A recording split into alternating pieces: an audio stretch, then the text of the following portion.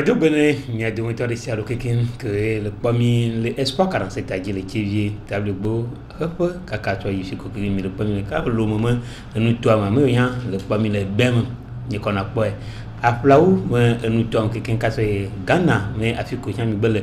Le mianti gasia sia gamene ngwa ke lia bwa ni mito nyama wanaja meja mitone duna dona me nyami problem de ke nyami jwale yudo ke nyati woni nyami jwala inko yi mecha mi pula mi pa mi do akpene mi do nyamo ke kinchi nyawo zonva mi jiro no mo wana me e betwale le ke apano do tutu yi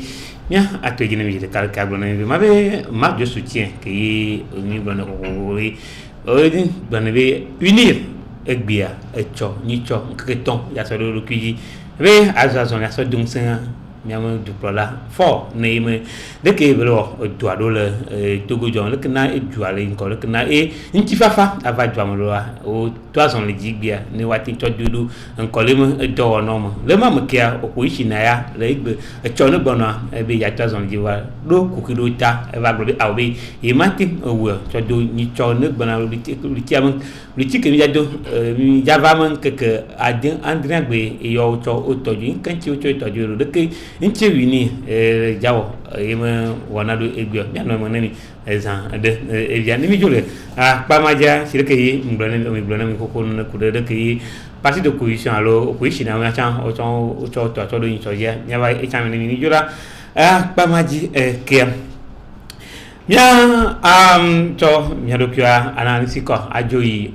PNP maintenant akoto chipi achadam e mi amodu ni choyo wo marche ayo zazon lia olo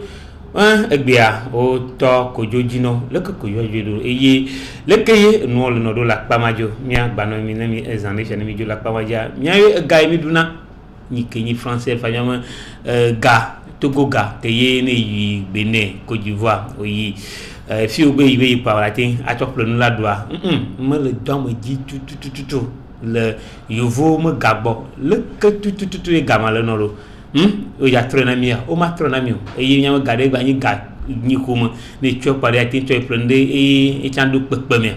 mia ano akpama yi chana mi mia to o wanan pepemia chan o le gbani gamado chami jere kala to Laurent Laté Lawson que ni a pour la Ghana Parti Social Démocrate le Togo et le ban et yam fiko ajale que ni le nyapam allo le apam que ni nyakato to le nyabo fi a jade no me na do e be ponno te ko le gbeji ja no ntinye la de ndo me na mi e ko am punyo le ban o troya e yalo ndikanya e yima me on lo mi to yo la promise on mi so do den sola agbe ma egbe la le ka ajale ma ça c'est on va là ah mi ada pe ke mo gbagbe na mi bonbon apo mi gbagbe te fon po ah mi ba idoji e ami se me fonyo re e yo président Laurent Laté Lawson que ni a pour la tout ban nous la tout ban ne Parti Social Démocrate le Togo va quand il y avait gadon gasega mais dina China be j'avais pora et bon dans le Suède donc fima balolo en founoyam le nuere je le mi aboni so 14 juillet yima oh ouais c'est mi aboko no na ma le mi aboko no na wa ali sa funa vile batrobo keke yo me be ma baba po akwera ne susu le kaku ve kole ami wa po le mi batende oroma ye kake occasion a tiena be ne mu funa ni amba bona susu le kaku ve ku tondo le waja wa gbo agba bi mo be le mi le po ya do so mi anti ko ton gbo bata e yo le nana be ne gbo ba ne ni a cha susu le kaku ve ke gbo agba tin so no pe mi abe do na o le fia le ke be la gbete ko ba nyo ni to gwa kwa e ji ko yemi le mano boje de kabio le ke PDT le do to de kenyama parti ala bon si bele ke be ben ko mi fon nyere mi le nyere mi cha mi le mi abe susu oji susu ke mi agbete nde ne nu ne banyo ne Togo ne ba Togo ne mi apata mi no me ba su mi apata mi asia mi le susu oji gasia ga me mi anya mi le mi abe doji si bele ke mi le plebe e do ke nya mi egbea e ni nyame dede kudo nyame kuku kudo edumevio a de nyame no a ku nyame kudo le ke mi le ponu do yo to mi ponu ko le ju apata bo wa nu ke ni nyu enyi be mi aja ka mi no no tu ni mi no de mi ni mi no no ni mi anya ke ni yue ko ke ni barale me ni mi atem a no so yue to ale be to avoir si le bible mi anya be parti a e ko enyi be mi jina be enusia nu ne ba ile fafame fafame e be do la ile ne ile fafame e won et son godois et nous les coupés qui mis là-bas il tient la belle femme mais voilà mis les zozo mais on va bien on y a prouvé et soit on zozo et pour là baba alilimi entia mi bois fafa et pour ni et nous qui mis les blancs les kemi ont donné bagnoma pour nous coller joie et les nami ba les plans nous les met et mi ba trop les putain mais les blancs les kemi a wedo et les kemi moi mi atin ouais voilà mi ba ouais ne beble allo bibla ba subo wu nyo ona be ke mi dola we bi dola be ne nyo ani ba subo wu bibla wa yo mi ayeji ele ke gbele ro pa susu ko le kwa mi pata mi agbade asokoro e to anti apoto Laurent Laté le son akwe kaka se de ke yiti de nyawn ko nyawn va ti nyato on ma jam nyanyo de gbia mi azonli ave uni ke ni wa me chama wa we la sipia jibia ko cholo ko jibi yuatin azozoli ato du plala de keyi le wodoro de ke doale donné matolo ncho ajale Daniel e biaji be po le ke no yudo le ka zolia yudo bio e azona de ke yo yudo amosu babu mosu bawa le ke moison do yo ve na nyaka yo blo le fima chuchu na de gomona ni apeta fo mo dakwe azoni ke unir be nkonolo odo yoda ke ba ya ma ngbodu me vire be ni so yoda be ke ba ya unir be nkonolo obo wanto lita tanti obe ndejo de wetri ke me mile abe ke ame we ariste ke ye parti politique de yo ha me vio bobo de voir yo ha me vio wa bololo ba nabe ova kakanu le sokode ou ame odo commissariat autos commissariat ko towa unito no ayo ne no ne haju me via kwa ndo la na nyira be yo be joya les oye de ko ya fa jo e uni ba mo bo wa do ko ni so le hôtel de 2 février yo blo ba venir la nuit yo chan yo a bololo de atona me vio ba be yo le mbodo mena e datoa gongongon be nkebele wa démocratie ki yo le dia yo mate po ele tukara me be e le ploto gwa fa into yo hania obi ha me vio ni so yo ra pe ba ya egbe a so daro yo so daro egbe di obi yo la zon keke ton yo la zon egbe blada e so ke gbana kudo yo da gbe ye ko yo ndeken ya kwa si nya kaka do to ni ya mi zon do wanti mi cheme mi epo no ani ya ajira to ho ado ko ne ye mi do enwanti nke mi po egbe a ewu nu gbongbon e la be agbe toto kafla ni mada jowa mile ahan kopia obe enia ame unpo volé avenue de la libération dio mi ona be ranko o ba beton po volé funu oh va do ka kan ko mi do ni kona mi do presque ni kona an ko o ba beton po volé enia de kone kaka ranko me si mada na me o jisi ranko va to va le togwa ne va dia godo to ba ya beton tout to me ko len ko mi la pobe government ba katiu pata ka metiu patoto mi la po eni a premier ministre classe selom mi po président de l'Assemblée nationale Dama Dramani mi po ministre Keken mi po amo me kuta poni ni be ni yo onto sigbe eni a government ba me no voto sigbe unir ba ka metine e won mi do la to gbe dina ha me vio puisque uni government e yo bololo remolia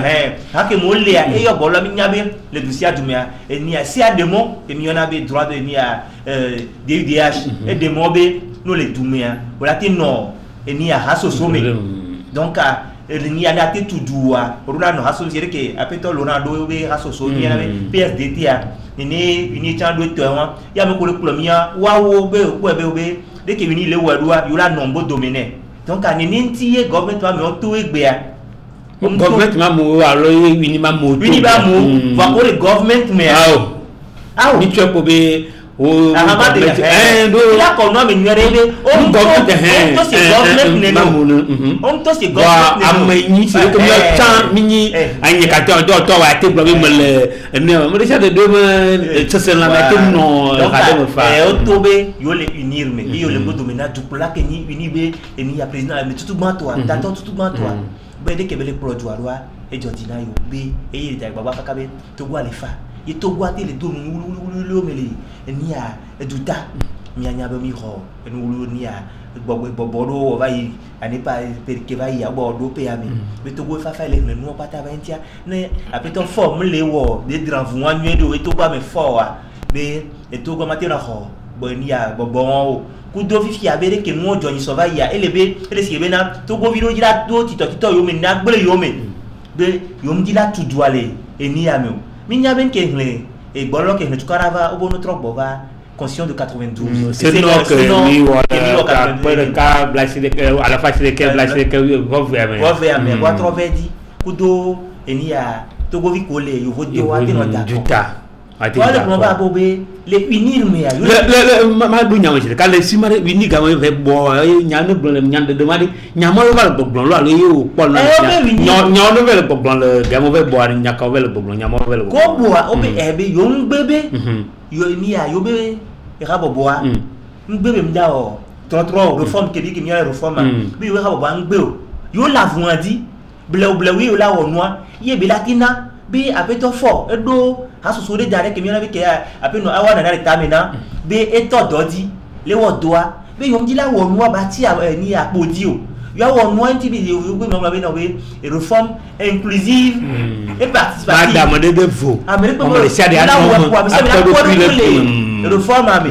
donc an ke ye yo le to te po yo ba nti abe de ni admi yo no po yo si nu be yo la réforme la vemi il a fait mais que mi le dia et to go viola volo donc il be boy ko to le noa me egbe ayo ba yo le mbodo mena après to fo gongbe tu karama de to go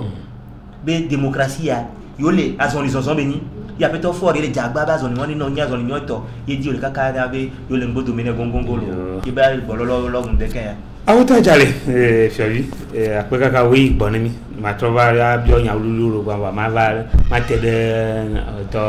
Laurent gbo egbe ma so na le ke ameyi gbo ba nya le nu popo me de ke wi podo ason ya evian mo yan wa nka ya zo si de wo ne le nkona kasusu gande musenya ke afeto ajale blefia journaliste abla nous ko be se ku nous ko be kwa nyanye muyo ye muse chan kwa bien mi la ba se duentio la ba no to déjà enya ke be blanc mpo nu subo so enti chuchu bo ni be gbe uni be ile wo azolizozo alo bololo et il y a mis dans le français que la réponse du berger à la bergère nyanye mpo be hian be unir ya la to gbe la be les gars sont donc qui a opposition toi aux zonissons bon zonson mais mi ko nu ko wejo mi ko le ke nu si anu idwa fois e bi a zonson ke wa mi ba ko le ke be idwa mi ko nu ko wejo le ko we me no doa fifia e me ani be mi ada zonson ko fifia wa me be ya 2 poids 2 mesures mi le ko da e do nu kentia e nu ko wejo ni so mi abi nu kentie be joni ne que n'ayez opposition toyo wato nous kentie gbetoa ezon si lisi c'est belé que yebe jo ebe ma wala blabe egbe ozon la fafame wa yicho amon no bobolo fifiade vous voto to kele me ofike mi ya pono ale o enu papla le ya mi ya so ye dia ele étonné nyabe premier ministre que les podwa be do ojia là-bas ils ont les couteaux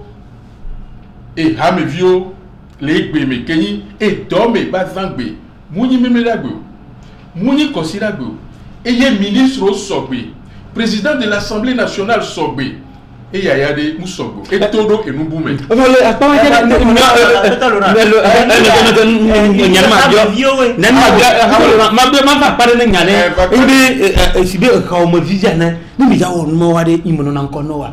Après ton moulin plombé et béni dans les vagues. Ne osso ouais considère bien. Oh ouais même les bien remlo. Et biorou là no tombe là ou abido. Fifia même ko rendez-vous ko legbe ku game ko là il dorme osso aller dans le monde doji. Et on sort de choc blé. One tom do bubu abido wo. Premier ministre on boué do ko on boué be do. Mais ni premier ministre over les modi les oiseaux. Et moi am do la jedio. Ministre on tasi wa be do de et donc on a eu bien mi ponu kene nyira ni be minya do minya asiro okele do aussi ne minya si okele do aussi et bega popo yo mea ministre nous la to e be blada gbe la ils ont le mode dodio donc ne ba fire benya ma on salaire et là on a sanctionné wa ministre au patake ya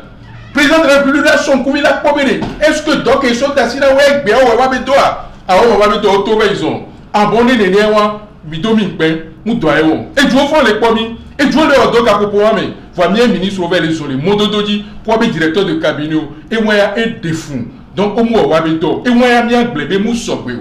comme do la ko salaire en dehors de salaire on va nous sanctionner parce que so ga popo que mi so chan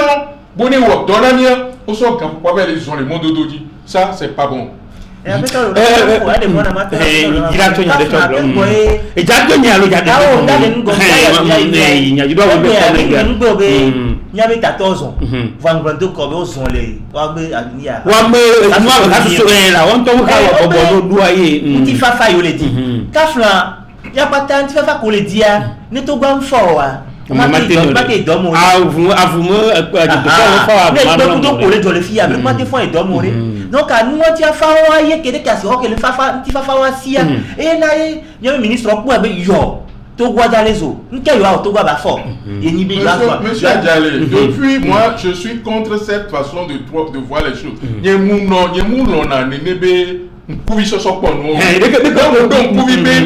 parlementaires ont les tuméfiés. Obéyo les diayi. Et affilé, fico les igbamoyo, osomono, bomusuyo. Kaka et puis il y a même ben jolene l'auto avec moi quoi au somono bondo la yo be fi et l'eau la saint éloigné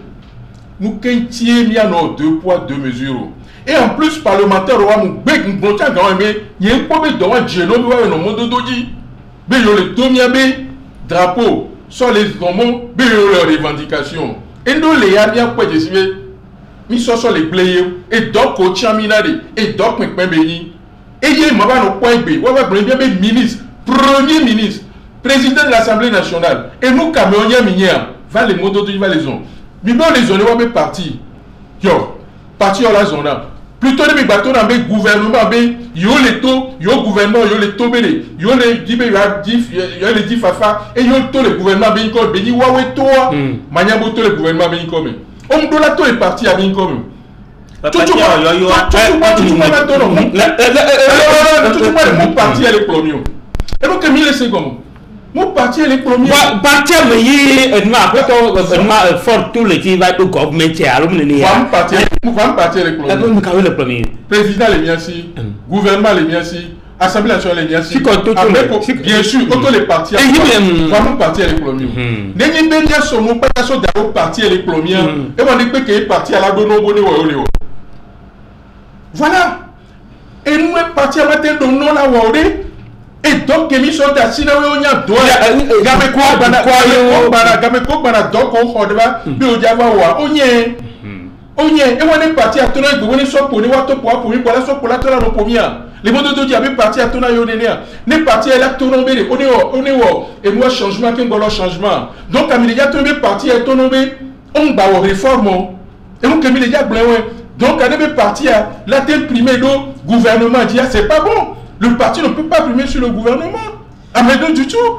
ils sont sortis du parti mais ils travaillent pour une nation ils travaillent pour nous tous on leur donne mieux pas les doigts mais on leur donne parti on les voit donner peine parti que on tient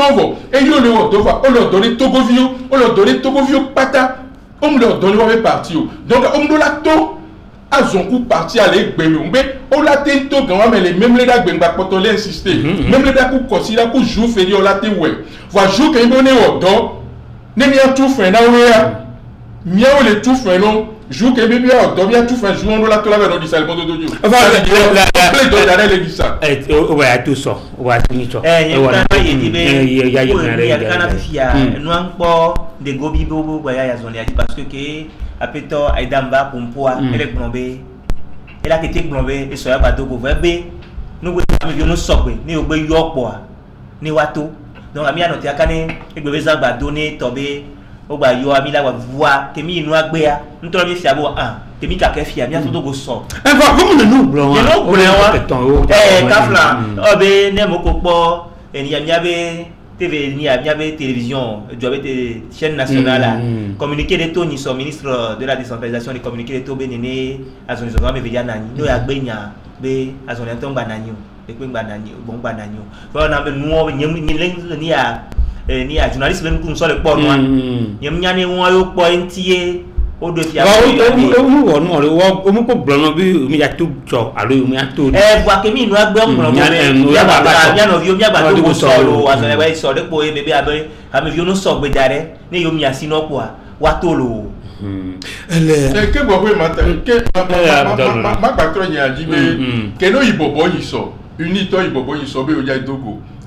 do mu ko le jo yantia mais nya mu ko sele ma so politique ben ku so po ya homme de paix ben ku so po ya e mu jira ro to ben ku so po ya mu ko se président jama de kuku na moye mu ko se be ko le réunir on le dit pas gravité ne nous que ne joie on le dit pas méchanceté ne nous que ne joie on le dit pas malhonnêteté ne nous que ne joie et yo la ne la ben non sincèrement ni so le jume fi ya ne mu ka jomo mi be mi o cérémonie ben mi aso lo e boule to ba ni ne joie ne bayi ba nyona mi o ba tro ko hun ko da ni gba mi gba ko hun ko da ni gba le togo ni a be susu na mo se ko va ile boare o la ba gbon be de fi ya de kuku ne jukon e a be to lora o to jesi o to jesi o mi le ta ke be hun ko da ni gba e o ba fa se be un mort ça n'est de trop donc on peut mais be Togo vi de cas vi de cas ko da ni gba e su bo amiga e nu ke le blon be de ni ya gbon ni ya de ni ya gbon we ka ga mo wo bo e ru nya gbon we le oui e bo bo ga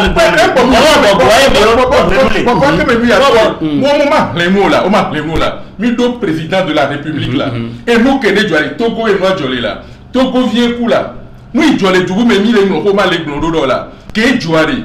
bien président de la république a non ni conseil nous ne ari alors on a et là tout là va et radio télévision mon là télé elle dit ça le pas même kassia game et la même mission il va non tenant et nous il y a que les jolé bien tout mais et on dit ndo la ba non jo mi ble ka mi ole ke we ba le jo e va game ko yo même game ido voilà jo et amebe vi coup amebe toku amebe son coup amo le blessé ogbo tozo ko mabribole et moi egbe ko ma won wale ko le java odo ame won to ko tozo ko ma bacha wa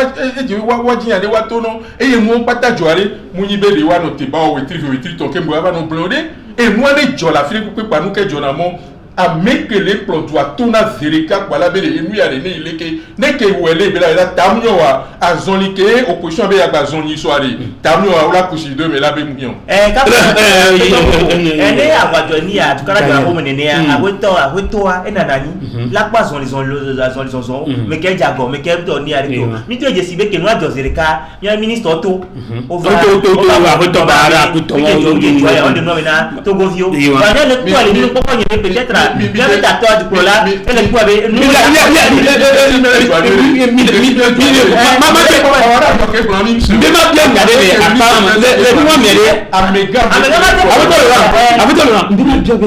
si de mio ne mun papa do nyamire be le kona ka susure e mio nyamire kaka dunu wole be ya ye bien poto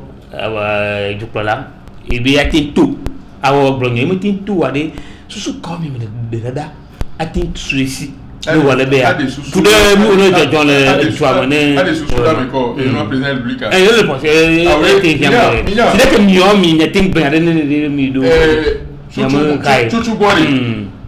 et nous à mon bobo to ko la blanc et quel sont les murs comme ça des les murs et nous je le me fie mi non comme mi soro da mi bio be nous continuer mi c'est de ko be do ti po nous zere ko nous evi nous eton donc à efiobe nous qui mis les blancs et que opposition toquer les blancs nous les dindena medeo et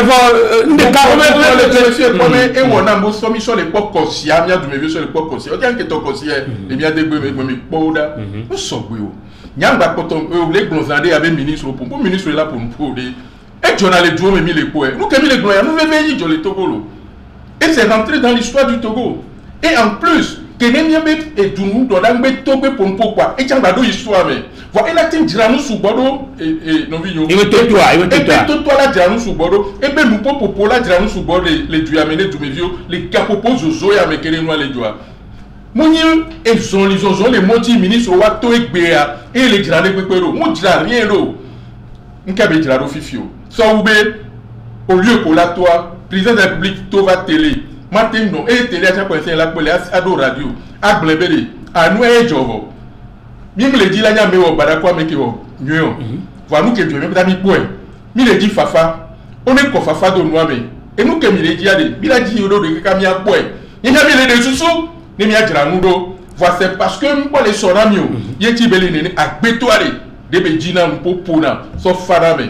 Et nous qui les joya, et y a mimou les poèbes, ou à Diredo, alors pour nous, quoi dire, mimiale qui sont à Yava. La communauté nous vient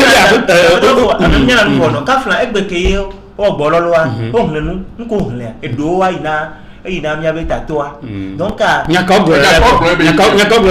on va payer les Jababé, nous collons les bio. Nous follow, I don't know, the 20. Non, dans son collé bien anti. Donc, si il n'y a pas si nous, les bio, moi, les bio. Moi, payer une île.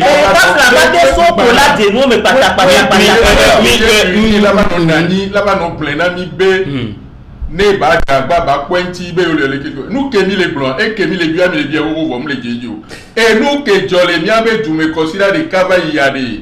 et nous béni ye mundo la jo voilà la be joale et djebe miabe du plola de dola tola la va pour nous pone du mevio afame kokwo beji e wa no beji madri te pe no gbere wa to kwa no ma jo no gbere o afwa be viku wa suron o la nyabe de egbeare ke no ajoare miabe du plola parce que ne to la home et ye nous les blé la home ye to la home viku la home et tom no la home la no be le butame et to tona la o doke dia ni neye beji aye e nya kem le glande e nya tonto beni e vie kune la home ke viku la home tukara la home ne maso la home ne ari e la bofio ari la to la be vinyo mi pumi adokwe e nous que les gens musogo iva ne mi anani ne magbenya nami ne neye e doa e yina e yem le ba ke we opposition acha do ja so munya e mo do nkekem na mo le bobolo e ja glo nyi so be e chono bono ya so ni wa e mo le se si onwa mi va ko do jesibe e gbe to to e liti mi ava mon ke kade andine be ma so la pe wale yin kola apara ko to lo ran o ma so ba bi na jale wa opposition ari kane cha wale so ni ku de ni so mo nwan ti do ni so mo na jula ma fida no vaya o bole na ko abuta mo kuda mo ne kwanti o ya ka vai wo o ba on ma nka no ba so 3 ans la so yi imagine ni mi ame no kuku ni opposition tobe afna be o so ken go la be yo ya zon considère ya mo wa o gbon be o so nya mi ton dare gbanto a ni be o be yo mu le di be tukara ni ba jo yo ba zon ya ni azon li fafa ni tukara ngba jo puisque ni ya chan le wo uni le wo yo chan la no wo voi yo pata le sous le cadio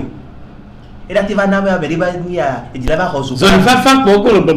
wa be le la ba no wa kafla ami te ko na ya gbe na donc ani ngba ba to be va le yo ko ya di yo no me ko wa yo atutu ya za una yo no ka ba trozu a dire gan ke gbe yo le ya ba jo wa yin ti atutu gbo to wa yo a de ro fi mo ni avec moi ni be e ni azare gbana Tabaski gbana fira gbana voi nyato muslim torchon le yo me donc ne yo awe nwe dia yo a de nu ne azan baba yi ne yo apo nko gbe ya donc anu we tutu oye o don wa be eni enko va tutu gba to ni be ka fun ayo mdi be to gwa le vera yo pata ne tukara ba jo to gwa mo wa yo anani amisia ba zon ble ni to gwa ba de zon lo amatolo e gba va gbo ke do ni eto egbe ja be azon ne zon la san do mo san gbegbe menyova ni to no bono omnio si opposition na cha de mo la sangbo me de to be ndeka boko kun lo mo e wacha ye cha ma grombe mucho chinamo enua mia no to nya ba mewo eke jova ya ela fio minunya me emu bada jole me chuchugwa ma blombe mia no vi enua achadam be partia pour une première fois on fait sortir emu yeyede keneye mi le odokba mi mu wepo eye ni be il o marche simultané et comme marche à zerika owele bon mais kakade extérieur et il y a des très bien organisé bien fait voilà et les tibé et nous qu'on va tous les mois mais mudolajo et ni be nyawe mi le blo o le mi le di fafa et y nous ko le bua et nous nyore be nyobe o le jao wa mi pom ko va joa Pouedebe, obéli, mingba tofio, mingba oleko, kanflan, ne oja mouye à quoi, ne amene do glenawari, adjaba souemene, Afrique n'y a yo les pièces d'été, n'y a parti mais mi konabe, mi matin ou toron do, o ma va se gomena mi o do ne nya alors mi wea, ko be gmengba tofu no pa, mi la souemeno, mu file o be mi à toi. Enfin, nous que l'important là, mais ni ouais. Et il y a gagné les wea, nia et moi, nia kanto là wa, mi la quoi tepe, mi la glen. Et il y a bela soutien, et il y a mi la ouais, tiens mi qui mi a home. Donc mi le ye wea, mi le wea be mi a chie meo, mi le be mi a bova home. Wa kwa mi a son ku mi a be vio, voix, nous va y nénéo. Nia monia, nous prenons be ah nia. Alors à donia cliquant kudo, government mouni et nous kene non a facile et nous qui les nous plena gasia gamme et veveria miabe government et nous que mia kwasi mia to asi jesi anibe ne niye be ina e won mu chuchupo mu yi ze vegan mu yi ze tongo mu yi ze negon nous que o ye ne le nia mia no jibe mia wedo ne nia jine nu ne ba gble o wa e teru nya jine vire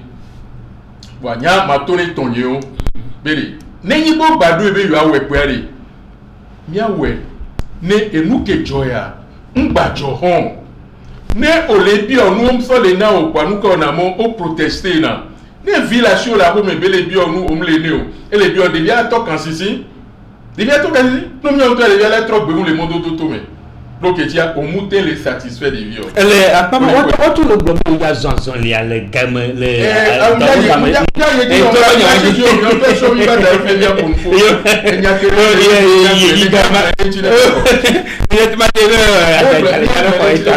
fifia et nous que mi baleja ou fifia miawe bakudo et fafane banoeme voix magblebe mu jojine nya enu yo be de pepe ole azan do me zangbe ya kwale mu jona jina mo do ketia edukela yinko mu sona do me zangbe so blena o game yenyo mi les on les filles yo vo ko le odoku ga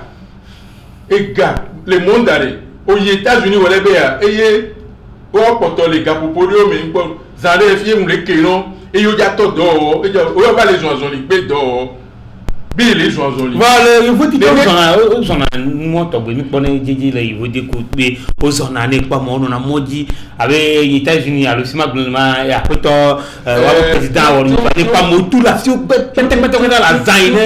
mais ya ça de quatre motu le tout gasser gamme de ouais be tout toi ya compte talent le pas ka amérique pentora passer je ya to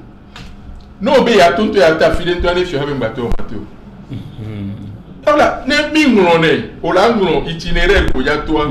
ola so ba fioha la kwe avant on la so do de et la kwe et la tino et la to mi itinéraire ya donc amener ne kele yesia et so ja ko la so mi disposition et be la on na mi faut ne ba gblea milano enu ne gblea pa cho no nenu et voilà comment dire les filles ne gblea ine les mia ko les filles no pe mi bato fio amila be mila to et na tukaraba mia gblẽnyuere ne comme ba ko mi gbagble ku do se o nous que tu kada ba so e nu ele tu kada fifia azagbe to acha ne auto si gbele ke blesare si le ministre ato be jom do la tout fin ni pas au salaire o et dans les filles azagbe do me zagbe no to be jom pondo droit de salaire ah on est dans le dans les fiera alors et nous avons yeto amuni privé dans les moyens de o ma ko o salaire o mo do na o ma tout fin na o be o do le modo doji e ko le modo doji e ke mi ko se do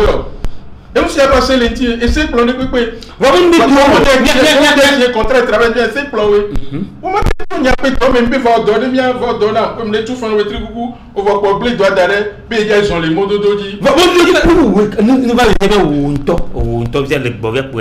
amour le to le boya mais pas de civil qui les sang doit mo nyowa mo kakobe game ils vont monter va le problème bo to wa to le game droit wa to ya a ti to on a fait on la on m'a dit on est petit non auto et ya ne ma tout fait na ya ma tout fait na là parce que bon les gars ton to chari tout bon faire à tout c'est le que ma et tu on me avoir me jabe tout monde comme ton a passé du wato on a mathématique on la quoi et les syndicats ya on la quoi yo la tin tout fin et moi yo la tin au grève alors yo la tin to e modo do yo ma odo que gamin soit ou la des gars les gamins non ou la so pe gars non il y a les clés privé yo public yo ma de les ou la de les gamins non et am gratuit yo oui dans la pour non on me donne on m'a tout fait na et am possible et nous a dit là c'est comme la fille allez et nous de pepe mu pour laisser nous na mi o et mi on est de pepe voilà nya pe do nya no do pe ne nya pe do me vie o que j'en va et tout ou non nya ma tout fait plein na oui un vol de mon béné Tintou fa wana ulikia kwa gamene vai toi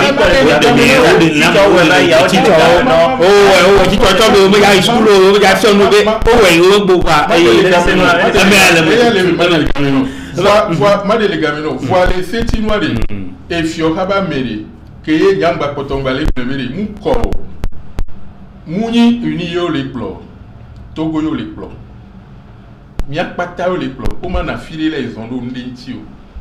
Ouais, les neutres parce que au champ be on est water, au sort d'assimeno. Et donc il sort d'assimeno allez. Mia be doy, yenti emi sort d'aro funalo. Comment avait nos sonné pouvoir les cœurs. Oui, nous partio.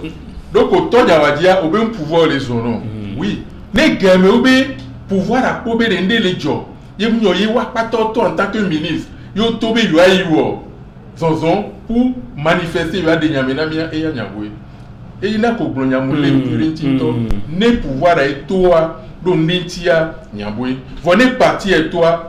nyabwe et les si bébé au blanc y sobe ou bé et moi juriste ou miabe et moi les connaît là yo dit la toi à tinto on et il y a no toi on y a des kenjo les toi voit quand même ça c'est l'anglais et c'est qu'il a pour passer tous les dorbi gamia on doit dire on va regarder et nous c'est comme c'est pour venir voyez va tomber à Zambéali mon Georgine Nyambeli nya no tati doré à tati assimilé avec son mon nyambe nous que timia joint nous veiller et y a ne mable mieux mon nyambe nous veiller donner ne chami do la ouais les béazon voit bien dit à Jean Keneye ni mouyi do mes ango quand bien pata que droit milaten ni a me commenter nya les domo alors là des gars les dom et nous a gamino a milaten do après nous les na de vie nous là do la home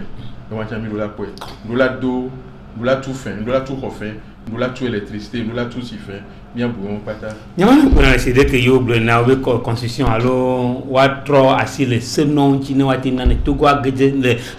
le yeme démocratie mo nyoma yi ci position agent globé ya tout et a pas peut-être jali wa to ci le wa chama wa globé amero le beja wati d'accord mon bien babasi allo ado ya mo va o to go ville ya si wa do ya mo va fi tututu wa d'accord e won me anu ja bi nyi apo no awana na so do kiji eye miamu du plan du to be ne yi ne be bi onya to go vi brono be change a trust le seno anti wa le ko okporo de ke jale blende ja be no be ne be o ya do ko wodo le wini be nyam de mo le egbe ma be yo ne ko o ma tin po o do kui le alo to go kan po do kui le wa ma nko ja wa me enchi o chon le zazon e Muhammad do to be apoto alo mi o la e to le wa fo de ku su be mi to go wa ti tracer le sino ti ku to mo mi to mi anu ke mi le joya ati ndom mi dile enchi do a po no wa na be ne be joya ni tin va do nya wa ma suji de ka tin to ajan do jajale kimbo sinya ba go nyam ko be no le se no ku ko me ya o le gbon be e se no de pe musu na le ko si vo si o be mi aso eni a 92 toi est-ce que eni a 92 be se no apa e do ro ko evoquer kian de pe ngba lo ba 320 o a mo do ko to de do na mo apoto abono ana na gbon be le don yen ti le gbon be e se won re e nu le ke ami gbale son le nko cha ni yo gbale fa yo ma ke tro no ngodo me yo be agbon ba ba we e se no 92 to ko ya so jare ke go bi o fo abe no yo gba ba yo ti to abula 6 ko be na e ya manua e ya yo ma dele me e ya manua e yo le ti la o e ba son le yo le son ya pe no wa na le wo be abe yo asi to go yo be ku we vo nko le ti o le ke ya wo do ba yan ye be mi enti abe to force de to mebe no wo eni ya yebu wa to de va to de so et ka ko ke mi le ya no so yo vous avez tout changé nous devons vivre avec notre temps fallait me mo be abe ni 92 ko to wa o ape jele jam akoro na ni bang wa mo tin wo de jo mo nuai pon am poto le yubi e ape de no ana na mo jawo ya mo tin ri don yo mo le po si de ke akara mo de jibe ni jawa ma don yo ni ba pe so askuru afra skuru ba le wo no to me ka ye jire to program mo bo ka skuru wo mo ni reform be bobo yo e ya ka fla mi troso no ko APG o do no abe ke o to la APG ya yo azon le deke azon le amtive mo va no ko gbon be ya wo o le va me vivi ke o to la APG azerika o da aso apeto ni agbebo dare be na mi d'accord akwa dia mi po be opposition do eni ya e po mo le se no eni ya c'est de que mi on parlement e po mo le mi e gba de mo be ko gba 2013 e gba de mo no o gba po mo le mi eni ya mi be obe no décentralisation eni ya be député o gba décentralisation e wo patale eni ya mi no ke ni ku he fifi apole ni be akodada apave élection à 2 tours kudo nyabe président be ni ya no do wa no be amatonwa donc e wanti ele ni nyango bi kele na ni fifia voix de ni a du la tambo ko da ko mo ko do ko do e be parti a unir to ba be yo ni le kedi do nyawanti obe yo lava ko le 320 be ka fla yo to so do da le 2014 mais gouvernement so ra bo d'accord be abe wa reform wa to asi nuanti vanti va ver mo be won shi na gbe ngba be mo donc yo tell le so asi data me bo be nino yo tell yo le hun be le ko aka ba nyo to ko ba de so e ti pe yo tell yo le lo yo Dr. Laurent non nous madame wana na be azon lia e potolenti chuchugwa e nuko ba zon libe les en procès beaucoup to o webai et parti politique au Togo au Ponupo chef traditionnel au Togo au Ponupo association c'est-à-dire organisation des droits de l'homme et nous et société civile organisation au nous webai etc.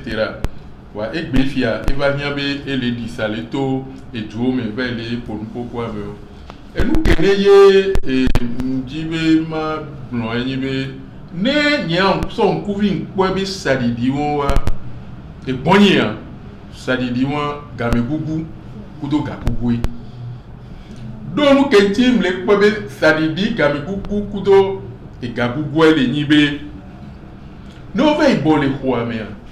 gapopo nene yo zana amenene no na khwa meo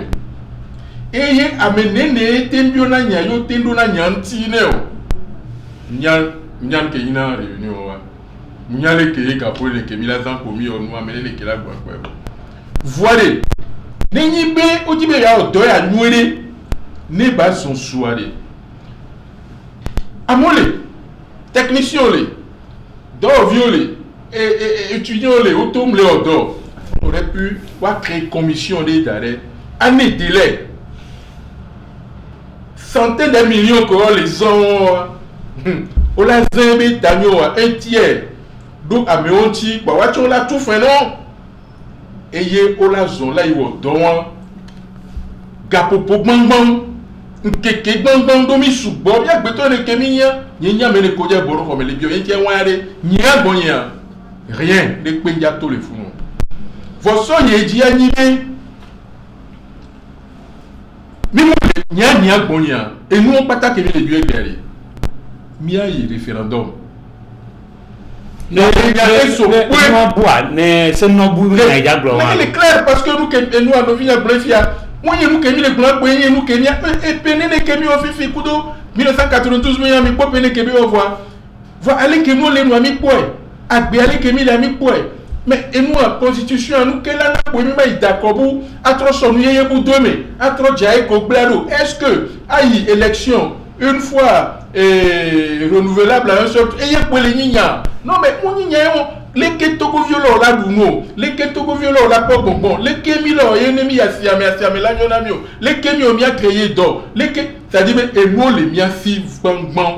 nous les d'accord les réformes et je dis réforme ya et les bestiaques de Miloula non si les Kémio de la mia garde-robe néné moi au kodo soit éco bado on les sait maintenant nous qu'il faut pas kodo soit éco bado moi kodo la bestiaque on les réformer pour y a bien mis leur réforme ni mi abedwa va fi que les noirs doya ku game kemi gu kaka donner fiefia nous que bien nous d'accord ndeke et soit mi la va tomber yombo mine référendum ne mité référendum quoi de kodwa et la so avec Laurent avec kodwa so po ni be mi trop ou bien trop bien ce nom bukasa android do ni chomo nka portable bajade antenne najida emi chok voici sur un niveau chok alo pano triangle nya on si mo le ke mi to ya go owodo pa mi wa gapo la mi kado la mi le ke mi chona mi nya choba ayi le ke ma bloqué ya problème ya na antenne ko mi sur le table ni mo téléphone la gbe téléphone baja wa mu yon nyano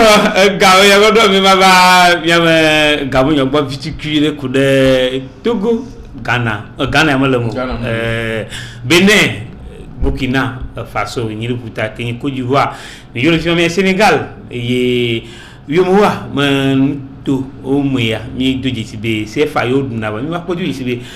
gani le doa gaval ndo ni su fiere ka mi abe gawa do le nka tu ye jojo yi gama bo ni mi le se de bo am de bio mi kanai gawo ji wa do le se fa me o ja do le ma ba ajo le bo le mi ti kankan lo ga jo kaflan o va do jisibe ga ke mi a mo ko ni les France Gomé mi luna et les siebe France les 10 000 tonnes ne ye ele nabe voilà nomi kunumea kaka France yo gaso de na gato pepe me kera no si chan France la gbambo pepe me la no gasi ni ki milase me yedume chan France la to me ne gar ke milase ma to ya nti o enemi so mi depo kudo eni ya jugo la zoge na mi wa ni mi so na Ghana to do be du ento so na be ga mi so na ya do so na be ga ni ke dro la so ko to voilà Togo kudo du ko le France be compléter quoi et ni alwasi et CPDL il m'a to gawanti o ye et ni amiabe banque fi ke gacha no na gajaro pe cha kaka France belé yo ba popo be ameba le tite bojo et nous ya muni en kele timi no te mi atro bodo me mi apa si va nous olympio président tout moi toke non et Togo be et une président toi to ko wu ke ye trop les vallées année 60 mais on ga be ya o et puis ya o Togo ya o Ghana Togo to ba subega ye meye ku ne kai wa de ba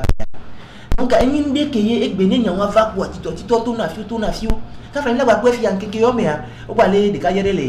eni a Sénégal ni so sabi de blon le eni abe obezi ezenga ikari ka yale bombe ga mesube Togo eni Africa to ko le France bombe wa on doit de on ba sans CFO wa de gare to ke mi awon to ron du lanu no me a ke ma gba ni be France la no kona o bi so ba le popo be ele se be de Africa ba du o mete 0 toi et gacha le no me quoi et ni a CFA 500 et tiens le ni courir le cale nabe Africa avec du coup les France doit monter les devoir ko to le meu ni ko Ghana ku Nigeria ku to wa o la ko business no cha ku to voir et gandi de tous les terres ni a France be ni o nti wa ko ba be ni o le support ba o to wa yo to be gare mana be yo la vovire économiquement ma e ba so le di yo le e na yo bo be Auto nyama ga nya pui jujur nya fufu de chan le vu dia chan si de ke nyami de ke jina chale no me diji pa ko nu bu pok be de wo ma gande to ku de ga mo nya chik ya mo kon la se mi pon be no na ga nya glo be odura ga ma wa green wa gon agun se fa nka se fa yo pui o ma da sini mi yan du nya to bu yo mais nous beaucoup les autres sont yantia mon recevé et gado et c'est moi gomme moi des cas au soubo ou les autres sont nenebe et nuanti nyawe sibele keye mianobi Daniel Blain français non ami be gadi et wawe pone wawe nanami nene keye bilania me kene lesia gamzene ko lazan le fie kweton e no pata nyanyawe e domino dato ne mi po kana be nko ya don ki jawan to pona wa bega e yo zane le ke ja akonta na ne ko penti wa ne mi po wa be développement ma e ga ke ni wan to ne mi po mi francophone no pata mi me ko wele e se wan gomme mi le e français fa gomme mi po mi mu yin ko do de o et moi mi ma comparer Sénégal kumio mi timbe do mentoro kakaba no plan bi janto mi on ya ko ta gama ko dun to de e nka no do inko o buta me do buji to mi ami gbe nyawa o buta me nyere mi o mi gbe ta me nyere bubu donc a e wo to mi anti le wa me vo da kere e gabenya e ne wa tro mi abega e le bebere be o be no ya bi wa tin tro nyawa ga ka wa tro a to du gabwa la hian be me hamia po mi abega. Et là, il y a sinon les 8 pays ko wele et ko le du CFA tian ko le frem yon to mi awere mi ado mi banque centrale ale mi to mi gérer ale mi parce que e fait que mi tunado e gayata ni France e supo mi to na fait de Ghana du l'État oui no po evo no ka sera we do de na ya proveni de quoi de ga ga to on se ko ma mi ga me de jo ko la ga me de jo ya to na wa dan on to ba da ba ke ni no de na ga le ti ni aju de na ni da ba ba ni ne ke bu ba nya wa ko ja de ko e ko jo de na e jo pin e jo su ko pin ale gbegbe be ne pe ngo ba pona to na mi o mais o ba lo ni ga mi ni si apere ni to o la na mi pe alo ni to ko wa je wa ni do ne o le so o e ke ne ti wa gba o tro le do na mi ka tro tu na no ba na le leta o adi ne mi pole ke no anto le do anya nya we la nyu mi ano mi aro kwesi ale ya me ya mi pole mi aro kwesi mi bu no kwa ba mi sebe mi la tin wa yeji gabu me chanfa abota do le de wa de gomene du me bi godo abota Laurent Laté l'ensemble Kenya nous na tout ban parti social démocrate du Togo et no mi agbo aduna wala be ajale Daniel Kenya Fiovi le ajale comme le bé Apeta raja fiero.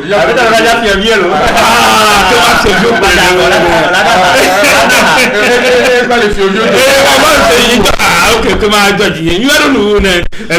comment dire, mi adu to resiaro que non mianti adu no wale bea. Ore a chimito ni, mo povo gamanya mama wa trova jani. Ne mi atinse gomodo mi amodo mi la shede da mi le globelo o fufu ma de na gon ni mi atinse na gon awo mi tweti e wa trova ji mi ku mi mo godo ade e gba izare mi dagbe mi re.